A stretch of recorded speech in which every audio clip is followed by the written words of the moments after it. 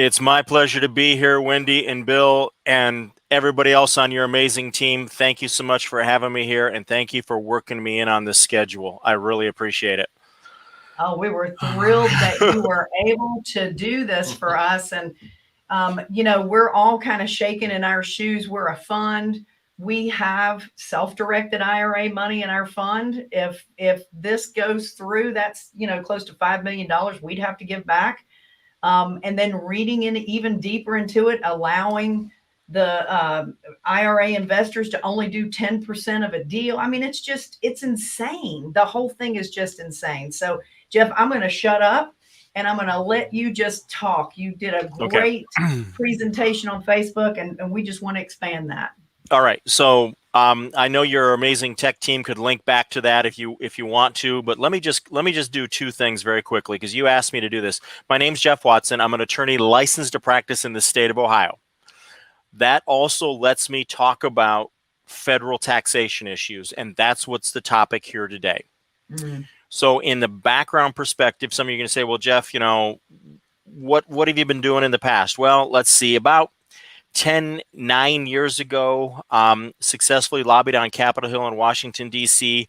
regarding a resale restriction that Freddie Mac and Fannie Mae were doing. They were wanting to stretch it out to 120 days. I got it pushed down to 30 days. The language that you see on a deed today coming out of a government-backed foreclosure that says you can't resell it for 30 days, I wrote that. Awesome. They wanted it out to 90 to 120. We got it down to 30.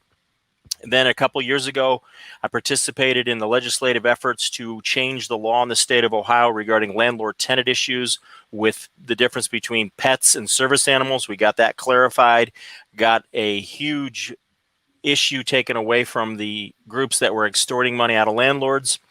And currently I have co-authored and worked with Congressman Vicente Gonzalez, Democrat of Texas, on H.R. 5013, which is the Affordable Home Ownership Act to increase the number of transactions a seller financer can do. And we're going to circle back to Congressman Gonzalez and the people on his staff that I enjoy working with a little bit later. Awesome. But right now, if you use money in real estate, if you have an IRA, if you need money in real estate, if you flip houses, if you invest in notes, if you lend money, if you do anything like that, then you know somebody, or you're doing business, or you yourself are doing business with a self-directed IRA. You're using a self-directed IRA. Right. And there is pending in Washington, D.C. right now this monstrosity of a bill called the Budget Reconciliation Act that is going to cripple the self-directed IRA industry and literally cap every IRA in America. And I'm going to get you the four big things that are going on with this bill. Number one, this bill limits all IRAs to no more than $10 million. I'd like to have $10 million in my IRA. I'm working towards it, but I don't want the lid to be on there. I don't want that lid on there for anybody. The second thing it's doing, which makes no sense to me, is it's capping and stopping conversions from traditional to Roth. It doesn't matter. No more backdoor conversions, no more conversions of any kind, shape, or form. Makes no sense to me. The Treasury is raking in piles of money as people convert from their tax-infested traditional IRAs to Roth IRAs. Right. But Congress has got another axe to grind. Now, here are the two that really kill us.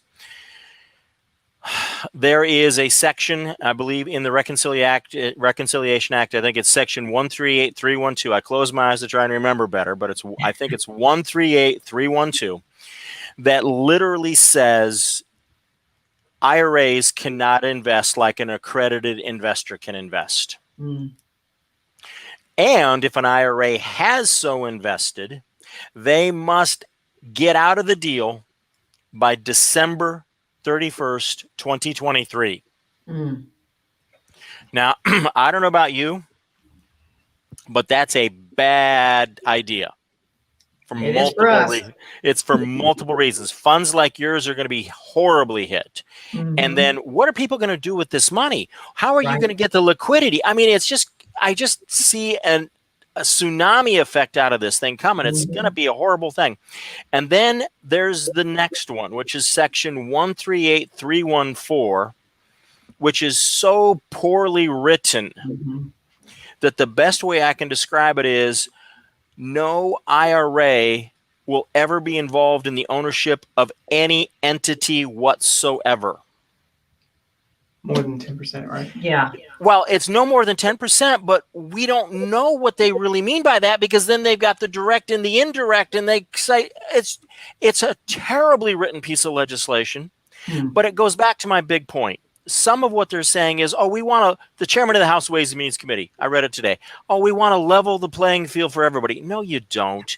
You're mad. You're mad as all get out that your buddies on Wall Street don't have access to all this money, and you're jealous as all get out over one guy that got away with it when he took $2,000 and turned it into a couple of billion. Talk about that for just a minute, because a lot of people don't understand how that happened. A gentleman by the name of Peter Thiel was one of 5 guys from Russian origin that co-founded PayPal. They all 5 invested $2,000 in a self-directed IRA to buy shares of PayPal when it was a brand new company.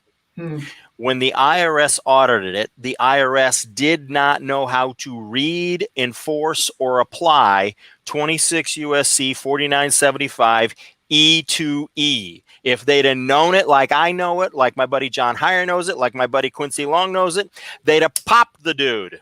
It'd have been all over. Yeah. No issue. But they didn't know what they were doing. They didn't know what they were doing. They didn't know how to read and apply the rule.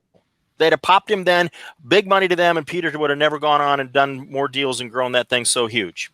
So, wow. Yep. Anyhow, what we're doing now, and this is really important, and I've shared it with you guys. I emailed it with you. There's a handout I want everybody to get, and I want you to share it. It's got 2 really important links in there. One to my buddy John Heyer's website, handsoffmyira.com. John has put that thing together in a heartbeat with his buddy Hector, and those guys are heroes for how hard they're working. I mean, John's working harder than I am. I can tell, because he's exhausted when we talk. Hands Off My IRA gives you more information than I can convey. The second thing is there's a link in that handout that will give everybody, from the comfort of their own home, the ability to directly contact their elected representative, and they're both members of both senators, and say, listen, and we preload the script. I wrote the script, preloaded it. So it's a matter of click, fill in your own address, click, and boom, you did it in 3 minutes. Okay, so there's no excuse. You can contact your congressional representative. You can contact your 2 U.S. senators and say, pull those 2 sections out of the bill. Pull them, get them out. Get out 138 with 312 and 138 314. Get them out of the bill.